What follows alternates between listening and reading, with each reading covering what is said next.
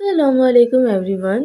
कैसे हैं आप सब लोग। उम्मीद करती हूँ सब लोग खैरियत से होंगे। जहाँ भी रहें खुश रहें, हंसते मुस्कुराते रहें, अपने प्यारों के साथ रहें और हमेशा खुशियाँ बांटते रहें।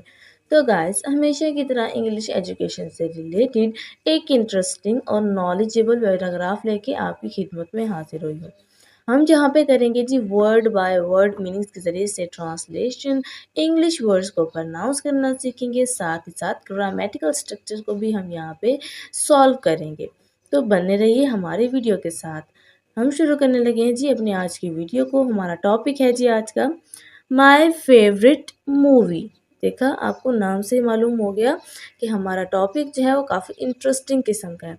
माय फेवरेट मूवी, माय यानी कि मेरी, माय का मतलब मेरी, फेवरेट यानी कि पसंदीदा, फेवरेट का मतलब पसंदीदा जो आपको अच्छी लगती हो। मूवी फिल्म, मूवी का मतलब होता है जी फिल्म, ठीक है ना। माय फेवरेट मूवी मेरी पसंदीदा फिल्म, ठीक है ना। हर इंसान की जो है वो चॉइस अलग-अलग होती है, तो ज़रूरी नहीं है कि हर इंसान को एक ही चीज़ पसंद आए। तो इसके लिए जो है वो हम यहाँ पे डिस्कस कर रहे हैं कि फेवरेट मूवी को अगर आपसे कोई पूछ लेता है कि आपकी फेवरेट मूवी कौन सी है, तो आप जो है उसको किस तरह से गाइड कर सकते हैं, किस तरह से आप उसको जो है वो डिस्कस करना पसंद करेंगे। तो हम आपको यहाँ पे वही सिखाएंगे कि इंग्लिश में अगर आप उसको बताना चाहते हैं तो आप किस तरह से जो है अपनी चॉइस बता सकते हैं। तो शुरू करते हैं जी। My favourite movie is Finding Nemo.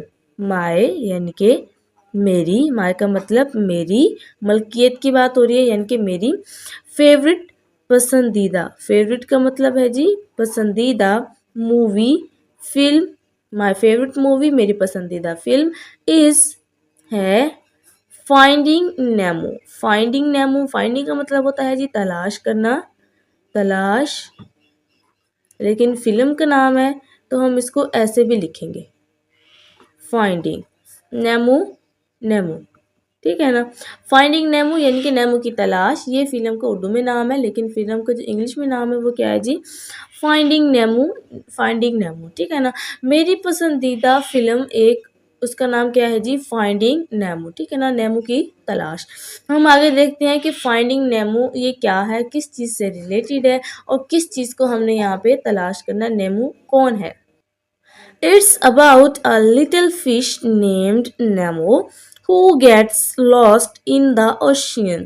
It's ये के, यहाँ पे एक आपको साइन नज़र आ रहा है, इसको कहते हैं जी एपोस्ट्रॉफी। क्या कहते हैं इसको, एपोस्ट्रॉफी। ये किसी भी चीज़ की मलकियत को जाहिर करने के लिए इस्तेमाल होता है। इसके मीनिंग्स में आता है जी का, के, की, को वगैरह, ठीक है ना। तो हमने अपने सेंटेंस के लिहाज से लिखा ये के, इट का मतलब ये, और यहाँ पे जो साइन के साथ एस लगा हुआ है इसका मतलब के।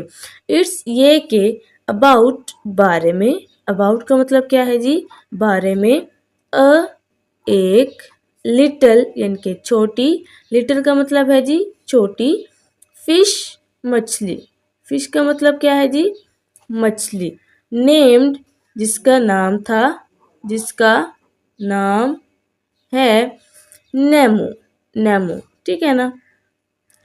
तो it's about a little fish, ये एक छोटी मछली के बारे में है, नेम्ड नेमो जिसका नाम नेमो है, ठीक है ना। ये किस बारे में है, एक छोटी मछली के बारे में है, उसी से रिलेटेड है जिसका नाम नेमो है। हु जो, गेट्स लॉस्ट खो जाती है या गुम हो जाती है, गुम हो जाती है, इन में द ओशियन समंदर।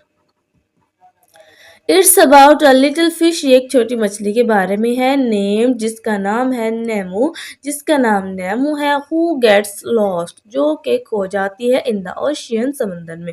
ये एक छोटी मछली के बारे में है जिसका नाम नेमो है जो कि समंदर में खो जाती है यानी कि गुम हो जाती है। तो अब आगे चल के हम उसको तलाश करने की कोशिश करते हैं।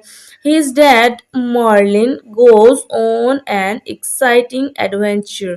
His यानी कि उसका, डैड वालिद, मार्लिन उसके डैड का नाम क्या है जी मार्लिन, गोज जाता है, गोज जाता है, ठीक है ना। तो मैंने आपको अभी बताया था कि हम यहाँ पे ग्रामेटिकल स्ट्रक्चर को भी सॉल्व करेंगे।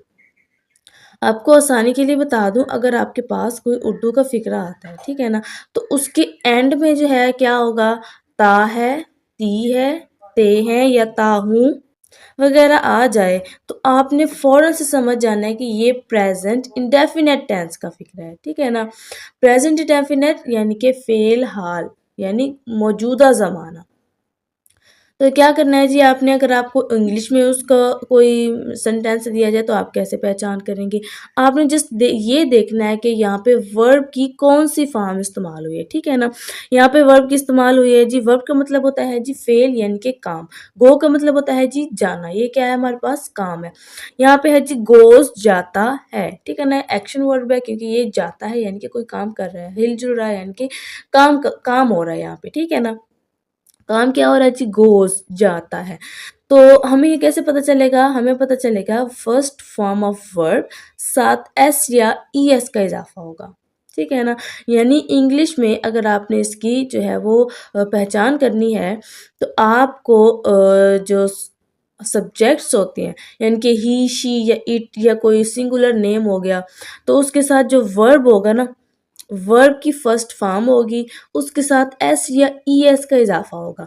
अगर हमारे पास जो वर्ब है, जैसा कि यहाँ पे गो है, ठीक है ना? हमारे पास कोई और वर्ब है, जिसके आखिर में आपको मिलता है जी X, S, double S, C H, S H या ओ, ठीक है ना? इस तरह का कोई वर्ड मिलता है आपको, तो उसके साथ हम क्या करेंगे जी, ईएस का इज़ाफ़ा करेंगे, अदरवाइज़ जितने भी वर्ड होंगे, सबके साथ हम क्या करेंगे जी, वो उसका एस का इज़ाफ़ा करेंगे, ठीक है ना? यहाँ पे था जी गो, ठीक, अभी मैंने आपको बताया किसी भी वर्ड के अगर एंड में ओ आ जाए, तो उसके साथ ईएस का इज़ाफ़ा होगा, तो यहाँ पे हमने क्या किया जी, ईएस का इज़ाफ़ा कर दिया, गोज़ जाता है।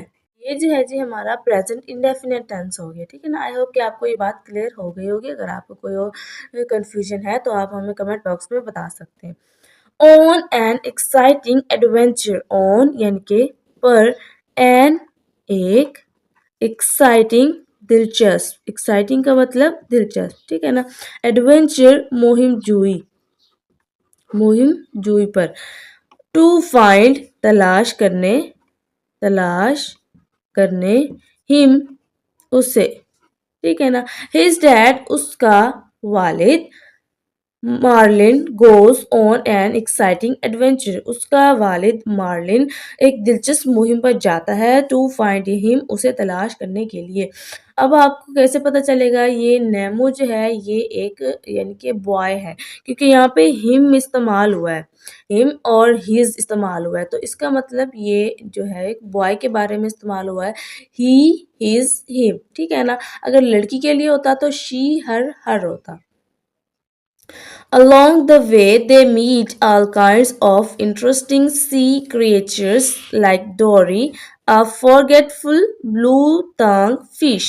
ठीक है ना? Along the way, along के दौरान, the way सफ़र या रास्ते, ठीक है ना? Along the way रास्ते के दौरान, they meet वो मिलते हैं या वो मिले, all kinds, all तमाम, kinds इकसाम, of के, इंटरेस्टिंग दिलचस्प, इंटरेस्टिंग का मतलब होता है दिलचस्प, सी क्रिएचर्स, सी यानी कि समंदरी, क्रिएचर्स मखलूक से, तमाम समुद्री मखलूक से वो मिले, लाइक डोरी, लाइक जैसा कि डोरी, अ फॉरगेट एक, फॉरगेटफुल यानी कि भोली भाली, फॉरगेटफुल भोली भाली, ब्लू तांग फिश, ब्लू यानी कि नीली, तांग फिश मछली,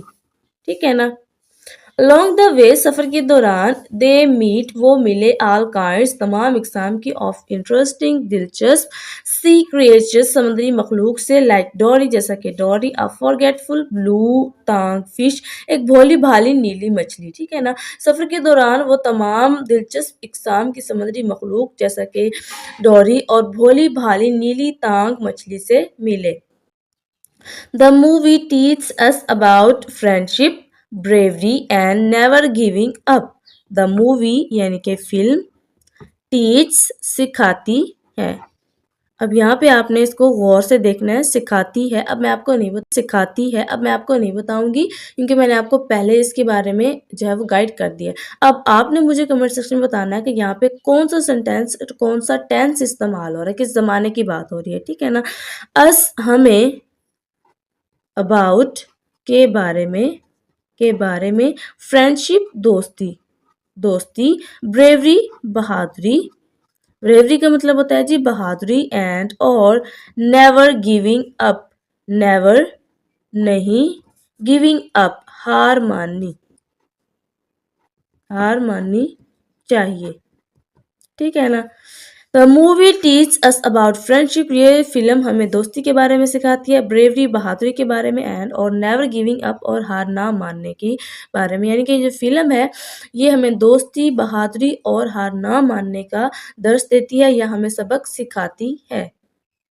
I love the colorful underwater world and the funny characters.